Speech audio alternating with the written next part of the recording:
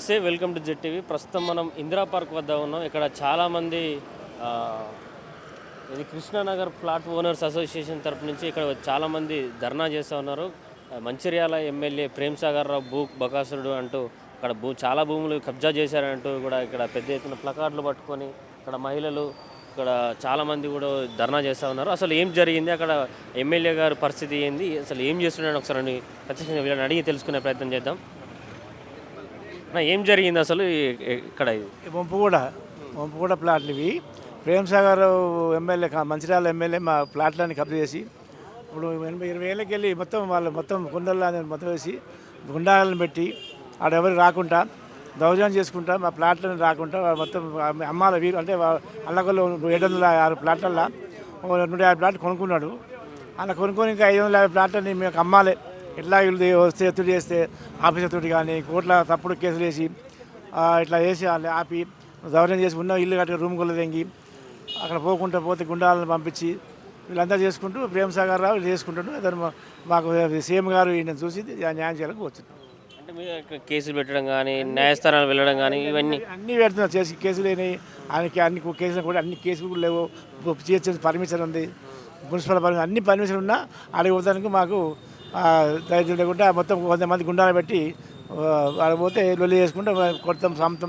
పై అధికారులు ఏమంటున్నారు? పై అధికారులు మీదే ఉన్నది, మీదే కానీ ఇది ఆగండి, మీదే కానీ ఆగండి. ఏం చేయాలి? 40 అది మీదే అది మీ ప్లాటే అంటారు అంతే తప్ప ఒకటి సాయం చేస్తలేరు. అదే ప్రతిపక్షాలకు అయితే రేవంత్ రెడ్డి గారు మన ఇమీడియట్లీ న్యాయం చేసి ముఖ్యమంత్రిని కలిసి ప్రయత్నం చేశారా మీరేమన్నా? ముఖ్యమంత్రి ప్రయత్నం చేసినాము. సీతాకంగా అందరికీ కలిసినాం. అందరికీ ప్రజావాణిలు ఇచ్చిన 5 సార్లు అందరు ప్రతిపక్షాలకైతే తొందరగా టీఆర్ఎస్ వాళ్ళకి అయితే నెలలోనే న్యాయం జరిగింది. మరి అదే మళ్ళీ గుంజుకొని చేసిండు.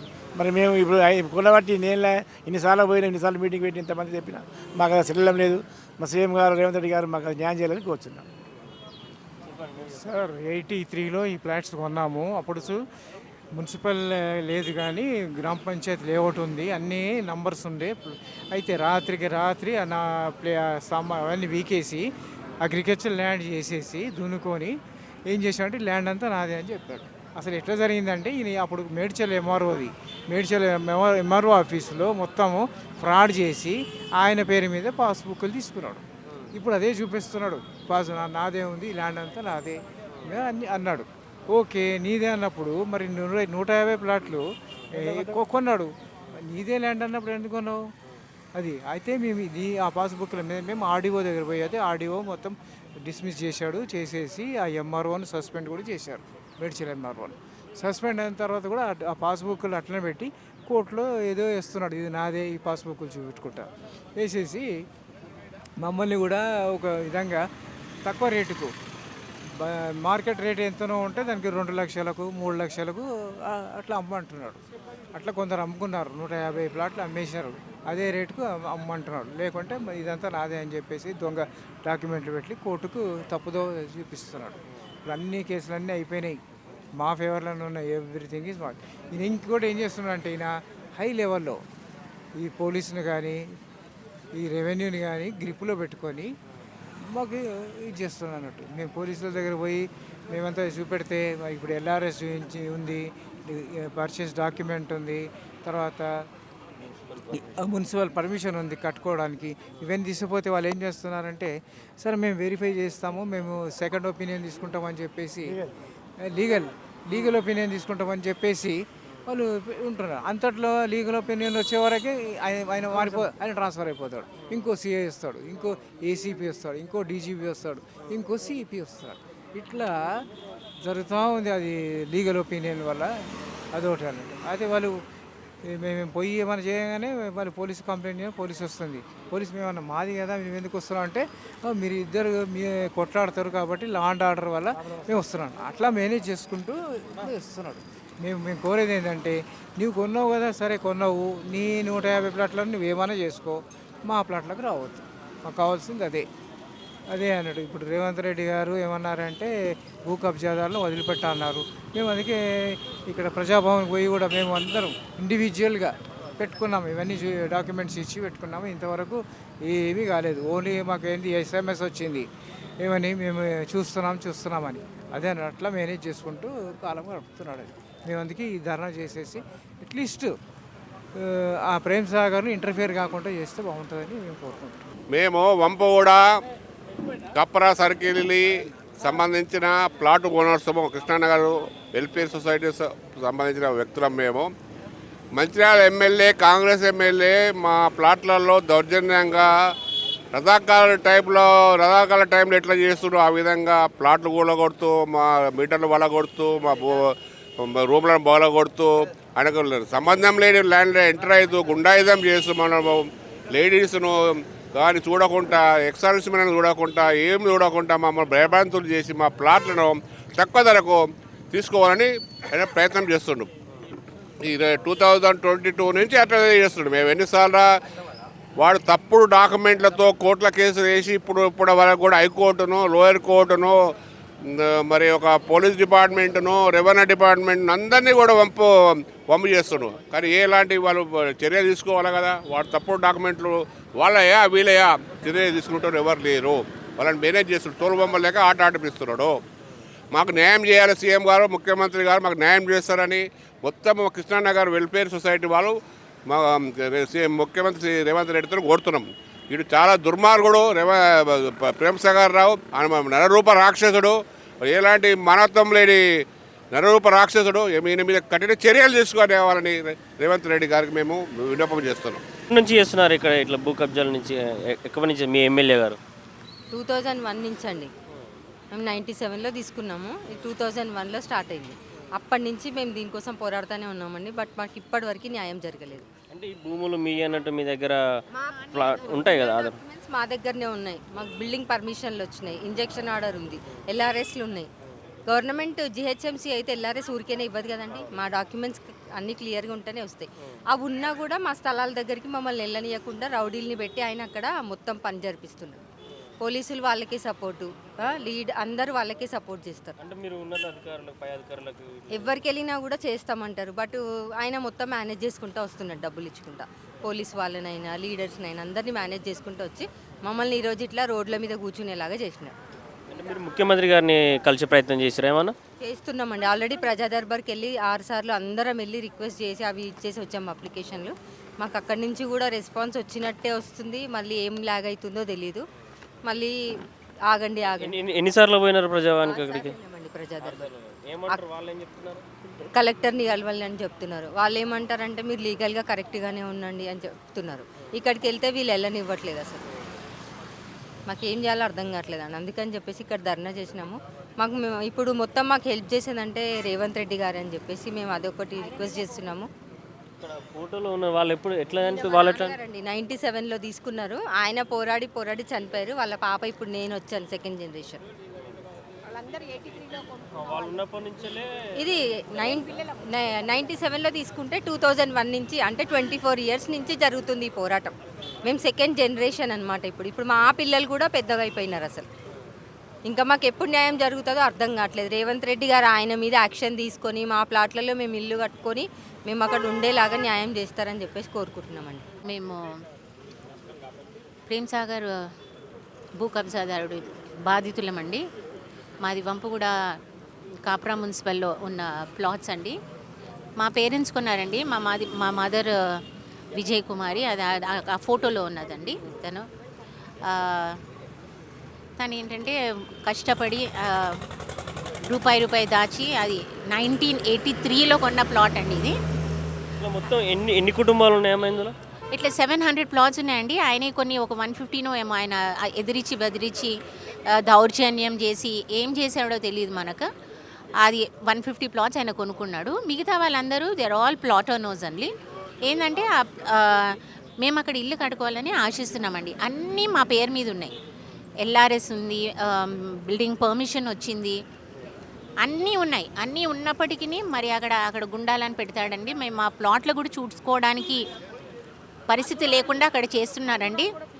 ఇంకటి ఏంటంటే ఇల్లులన్నీ కట్టుకున్న ఇల్లులు కూడా కూలగొట్టేసి కప్పులు అవన్నీ కూలగొట్టేసి మేము ఒక సోలమన్ గారి ఇంట్లో మేము కలుసుకుంటామండి. అది కూడా అక్కడ లేడీస్కి మేము ఆయన టాయిలెట్స్ అవన్నీ కట్టిస్తే అవి కూడా విరగొట్టి మేము అక్కడ రాకుండా మేము అక్కడ సమావేశం అవ్వకుండా కుండా మమ్మల్ని అక్కడ స్టాప్ చేస్తున్నాడండి. ఇదేంటంటే మేము అడుకొని వచ్చిన ప్లాట్స్ కాదు కదండి, కష్టార్జితం మా పేరెంట్స్ది, అది కొనుక్కున్న ప్లాట్స్ అండి మేము. కాబట్టి మేము వెనక్కి తగ్గేదే లేదండి. మేము రేవంత్ రెడ్డి గారిని విజ్ఞప్తి చేస్తామండి. ఎందుకంటే తన ఎమ్మెల్యేనే ఉన్నాడు ఆయన, కానీ బట్ అందరికీ న్యాయం ఒకటే విధంగా చేసిన ఆయన పార్టీలో ఉండని, ఆయన పార్టీలో ఉండకపోని, ఆయన పార్టీలో ఉన్న ఈ ప్రేమ్ సాగర్ని చర్యలు తీసుకొని మాకు ఒక న్యాయం చేశాడనేసి మేము ఆశిస్తున్నామండి. We are very impressed about CM గారండి. ఎందుకంటే ఆయన ప్రజావాణి పెట్టినాడు, అక్కడ మేము 6 times వెళ్ళాము. మళ్ళీ ఇప్పుడు ఆయన కూడా వచ్చి కూర్చుంటాననేసి విన్నాము. సో ఆయన కూడా మేము కలిసే ఉద్దేశంలో ఉన్నామండి. ఆయన మాకు తప్పక న్యాయం చేశాడని మేము ఇంకాను ఒక హోప్తోని ఈ ధర్నా చేస్తున్నామండి. అంతే, మేము we are not revolting against, but మేము ఏంటంటే ఇక్కడ ధర్నా చేసి సైలెంట్గానే మాకు చెందవలసింది మేము తప్పక తీసుకుంటామని మేము ఒక అష్యూరెన్స్ ఉందండి. Thank you so much. ఏమైంది సార్ ఇక్కడ? ఎందుకు ఇట్లా ఎన్ని రోజుల నుంచి జరుగుతుంది ఈ భూ కబ్జాలు? మీకు ఆధారాలు లేవా, లేకపోతే మీకు దగ్గర డాక్యుమెంట్స్ లేవా? ఎందుకని ఇట్లా జరుగుతుంది ఇక్కడ? మా దగ్గర డాక్యుమెంట్స్ ఉన్నాయి, ఆధారాలు ఉన్నాయి, ఇంటికి సంబంధించిన సేల్డ్ కాపీలు ఉన్నాయి, గవర్నమెంట్ ఇచ్చినటువంటి ఎల్ఆర్ఎస్ కాపీ ఉంది, జిహెచ్ఎంసీ వాళ్ళు ఇచ్చినటువంటి పర్మిషన్ కాపీ ఉంది, కోర్టు ఇచ్చినటువంటి ఇంజక్షన్ ఆర్డర్ కాపీ ఉంది. ఈ సైట్లో ఎటువంటి కేసు లేదని చెప్పేసి అన్ని పేపర్లో ఉన్నాయి. ఈ రాష్ట్రంలో రావణ కాష్టంలాగా ఒక వ్యక్తి కాంగ్రెస్ పార్టీ మంచిర్యాల నుంచి గెలిచినటువంటి ఎమ్మెల్యే ప్రేమ్ సాగర్ రావు గారు, ఆయనకి కొంత ప్లాట్స్ ఉన్నాయి ఈ వెంచర్లో. పంపుగూడ అనే వెంచర్లో 700 ఫ్లాట్స్ ఉన్న దాంట్లో ఆయనకు ఒక 150 ఫ్లాట్లు ఉన్నాయి. కొనుక్కున్నాడు, జనాల్ని భయభ్రాంతులకు గురి చేసి తక్కువ రేట్లో కొనుక్కున్నాడు, బలవంతం కొనుక్కొని మిగిలిన ఫ్లాట్ ఓనర్ అందరూ కూడా అదే భయభ్రాంతులు గురి చేస్తే తక్కువ రేట్లు ఇస్తారు, ఈ 35 ఎకరాలు 33 ఎకరాలు 62 ఎకరాలు నాకే సొంతం అవుతుంది అని చేసి ఒక దుర్మార్గమైన ఆలోచనతో, క్రిమినల్ మైండ్ సెట్ తోటి అలాంటి ప్లాన్ చేస్తున్నారు. కానీ అది జరిగే పని కాదని ఆయనకు తెలిసిపోయింది. కోర్టులో ఆయనకు ఎటువంటి ఆధారాలు రాలేదు. దొంగ డాక్యుమెంట్ సృష్టితో కోర్టు కొట్టేసేసింది, కోర్టు ముట్టకాయలు వేసేసేసింది. పక్కన కూర్చున్నాడు. ఇప్పుడు ఏం చేస్తున్నాడు అంటే అన్నీ అయిపోయినాయి, ఇంకా అన్ని ప్రయత్నాలు చేశాడు.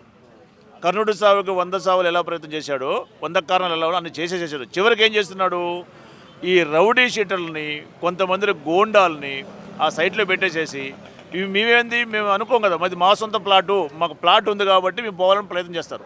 వాళ్ళు ఫ్యామిలీతో పాటు ఒకళ్ళు రోజు అందరూ ఉండరు కదా సార్. ఇప్పుడు అసోసియేషన్ వాళ్ళు ఉంటారు, రోజు ఉంటారు అక్కడ, ఏదో ఒక ఆదివారం పూట ఉంటారు. వీళ్ళు ఏం చేస్తారు, మాకు ఒక ప్లాట్ ఉంది, మన పాపకి ఇద్దాము, లేకపోతే అల్లుడు గారికి ఏదైనా చేసిద్దామని ఇల్లు కట్టుకుంటామని, వాళ్ళ కాంపౌండ్లు కట్టుకుందామని పోతే ఆ రౌడీ షర్ట్ తోటి బెదిరియటము, ఇక్కడ మీకు ఫ్లాట్ లేదు, ఇది కేసులో ఉంది, ఇది కోర్టులో ఉంది, పోలీసులను వెళ్ళిపోయటము, లేకపోతే ఏదో అని మిమ్మల్ని బెదిరించేసేసరికల్లా వాళ్ళు ఆ సైడ్కి రాకుండా పోతున్నారు.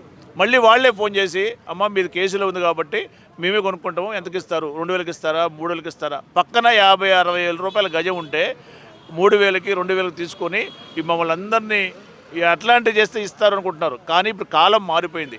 ప్రతి చిన్న విషయానికి కూడా మీడియా ద్వారా, సోషల్ మీడియా ద్వారా, ఎలక్ట్రానిక్ మీడియా ద్వారా, ప్రింట్ ద్వారా న్యూస్ వైరల్ అయిపోతుంది. ఆ వైరల్ అయితే భాగంగా ఏమవుతుంది, వాడికి ఇప్పుడు అతనికి చుక్కలు కనపడుతున్నాయి.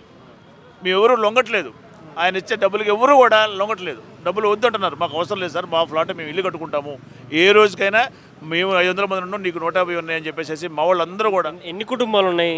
మాకు 554 కుటుంబాలు ఉన్నాయి సార్ మొత్తం. ఈరోజు ఇక్కడికి 300-400 మంది జనం పొద్దున్నే బ్రేక్ఫాస్ట్ చేయకుండా ఇక్కడికి వచ్చి ఉపవాసంతో ఇప్పుడు దీక్ష చేస్తున్నారు. ఇక్కడ అంతా మహాధర్నాలో పాల్గొన్నారు. ఈరోజు మహాధర్నా కార్యక్రమం పోలీసు వారి అనుమతి తీసుకొని ఈరోజు మేము శనివారం నాడు గవర్నమెంట్కి కొంచెం హాలిడేస్ ఉన్నవాళ్ళు, ఎక్స్ సర్వీస్ మ్యాన్లు, వీళ్ళు కొంచెం రీజన్గా ఉండాలని చెప్పేసి ఈరోజు మేము ధర్నా పెట్టుకున్నాం. వాళ్ళందరూ ఇలా 200-350 మంది 400 మంది ఇక్కడికి వచ్చారు, ఇంకా వస్తారు, ఇంకా జనాలు ఇక్కడ రావడానికి సిద్ధంగా ఉన్నారు. అదేవిధంగా మేము ఇల్లు కట్టడానికి కూడా వెనకపోయే ప్రసక్తి లేదు. ఎందుకంటే ఈరోజు మీడియా ద్వారా మేము కూడా బాగా ధైర్యం వచ్చింది. మీ మీడియా ద్వారా మాకు ఏమైంది, అరే మాకు ఒక అద్భుతమైన ఆలోచన వచ్చింది, గవర్నమెంట్ ఒకటి ధర్నా చౌకలో ధర్నా నిర్వహించుకోవచ్చు అనుమతిస్తున్నారు. కాబట్టి మీడియా వాళ్ళ ద్వారా కూడా మీరు రాష్ట్ర ప్రభుత్వానికి తెలిసిపోద్ది ఈ మెసేజ్. ఇలా మేము ఏదైతే ప్రయత్నం చేస్తున్నామో, మా ఫ్లాట్లోకి ఎవడైతే దౌర్జన్యంగా రాకుండా ఉండాలని మేము కోరుకుంటున్నామో, మీ ఇంతకుముందు మేము అనుకునేవాళ్ళం, మేము బెదిరించేవాళ్ళం.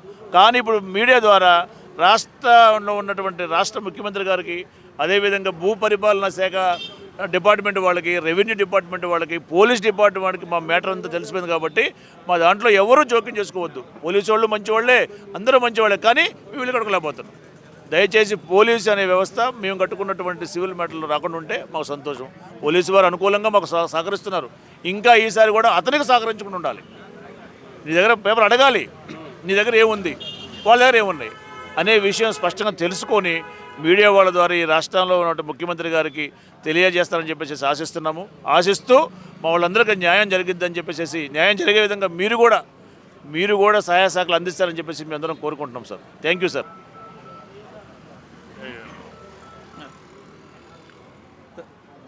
నా పేరు వెంకటేశ్వర్లు అండి. నేను రిటైర్డ్ ఎంప్లాయీ ఎక్స్ సర్వీస్ మ్యాన్ని. నేను 1991లో ప్లాట్ కొనుక్కున్నాను. కొనుక్కున్న తర్వాత 2001లో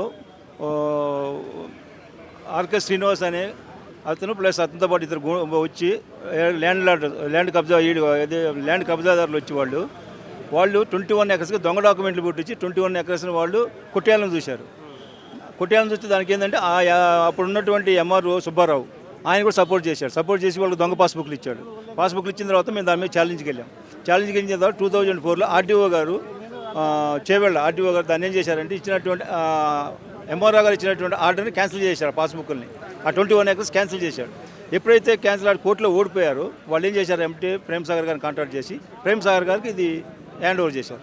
అయితే ఆయన ఏం చేశారంటే అదే దీనిలో వచ్చేసి ఆయన అక్కడ ఉన్నటువంటి మమ్మల్ని ఒక 150 మంది 200 మంది గూండాలను పెట్టి సైట్లో మొత్తం ల్యాండ్ కబ్జా పెట్టాలని చూశాడు. అయితే మేము ఆర్డీఓ దగ్గరికి వెళ్ళాం. ఆర్డీఓ దగ్గరికి వెళ్తే మాకు ఫేవర్ ఆర్డర్ వచ్చిన తర్వాత ఏం చేశాడు, మాకు ల్యాండ్ పోతుంది మా నుంచి అని చెప్పి మా మెంబర్స్ని భయపెట్టి దానిలో 150 ప్లాట్లు ఆయన కొనుక్కున్న తర్వాత రిమైనింగ్ ప్లాట్స్ ఏవైతే ఉన్నాయో 556 ప్లాట్లు, ఆ ప్లాట్లు కూడా నేను చెప్పిన రేటుకి నాకేమాలని అంటాడు. అది మేము ఎట్లా అమ్ముతామండి, మా ప్లాట్లు మా ఇష్టం, నీ ప్లాట్లు వేయండి నువ్వు తీసుకో, తక్కిన రిమైనింగ్ ప్లాట్స్ మాయి, అట్లా కాదంట. మొత్తం ప్లాట్లు ఆయన చెప్పిన రేటుకి ఆయనకి అమ్మాలంట.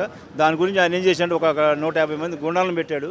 గుండాలను పెట్టి మేము ఆల్రెడీ కోర్టు నుంచి మన జిహెచ్ఎంసీ నుంచి బిల్డింగ్ పర్మిషన్ తెచ్చుకున్నాము కట్టుకోవడానికి, అన్నీ ఉన్నాయి. కోర్టు నుంచి ఇంజక్షన్ ఆర్డర్లు కూడా తెచ్చుకున్నాం. ఇంజక్షన్ ఆర్డర్లు ఉంది, పర్మిషన్ బిల్డింగ్ పర్మిషన్ ఉన్నా కూడా మమ్మల్ని ఆ గుండా సైట్లో పోనీయకుండా మమ్మల్ని కట్టుకున్న వాటిని వాళ్ళు కోలుకొట్టేస్తున్నారు. మీకు వెనక ఆల్రెడీ పెట్టాం, అవన్నీ ఇచ్చేస్తున్నారు. మేము ఇప్పుడు రిక్వెస్ట్ చేసేది ఏంటంటే, సీఎం గారికి రిక్వెస్ట్ చేసేది ఏంటంటే, అటువంటి ఏదైతే మన పార్టీలో ఉన్నాడో ఎమ్మెల్యే సార్, పోలీసులు ఏముంటారు, పోలీసులు వాళ్ళకి పైనుంచి ఆర్డర్స్ వస్తున్నాయి సార్, వాళ్ళు పైనుంచి మాకు సార్ పైనుంచి ఇది వస్తుంది. అదే వ్యవస్థను మేనేజ్ చేస్తున్నాడు. వ్యవస్థను మేనేజ్ చేసి వాళ్ళు ఏం చేస్తున్నారంటే వాళ్ళని చేతిలో పెట్టుకొని వాళ్ళ త్రూ నడిపిస్తున్నాడు. ఇప్పుడు సపోజ్ కోర్టులో కేసు ఉందండి, ఆ కేసు మా ఫేవర్కి వచ్చింది. ఫేవర్కి వస్తే ఏమంటాడు, ఇప్పుడు అది క్లియర్ ఆర్డర్ రావాలంటాడు. ఇప్పుడు ఒకసారి జడ్జి గారు ఆర్డర్ ఇచ్చిన తర్వాత మళ్ళీ దాని మీద ఏమంటారు, మేము వెళ్తే సిపి గారు ఏమంటారు, లీగల్ ఒపీనియన్ అంటారు. ఇప్పుడు ఆల్రెడీ ఒకసారి జడ్జి గారు ఇచ్చిన ఆర్డర్ మీద కింద లెవెల్ లీగల్ ఒపీనియన్ ఎవరి దగ్గర తీసుకుంటారు, మీరు మీ అడ్వకేట్ దగ్గర తీసుకుంటారు. అంటే జడ్జి గారు ఎక్కువ, అడ్వకేట్ ఎక్కువ, మాకు అర్థం కాలే అక్కడ. సరే, వాళ్ళ రూల్స్ అయితే వాళ్ళు పోయారు, మేము కాదంటే ఎందుకు మేము దిగా కాబట్టి మేము రిక్వెస్ట్ చేసేది ఒకటి సార్, సీఎం గారిని అటువంటి ఎమ్మెల్యేలకు సపోర్ట్ చేయకుండా, అటువంటి భూబకాసుల్ని మీ పార్టీలో లేకుండా పక్కన పడేసి మాకు సహాయం చేయమని చెప్పి, రెండోది మాకు ఏదైతే రాచకొండ కిందకు వస్తుంది మాది, రాచకొండ సిపి గారికి మేము ఒకటే రిక్వెస్ట్ చేస్తున్నాం, అక్కడ ఉన్నటువంటి 150 మంది గుండాలని ఆ సైట్లో లేకుండా వాళ్ళని పంపించేసి మేము మా దీని ప్రకారం ఇల్లు కట్టుకోవడానికి మాకు అక్కడ వాతావరణం కల్పించాలని చెప్పి మేము రిక్వెస్ట్ చేస్తున్నాం. మీ ద్వారా మీడియా వద్దరు మేము వాళ్ళని రిక్వెస్ట్ చేస్తున్నాం, సిపి గారిని ప్లస్ సీఎం గారిని.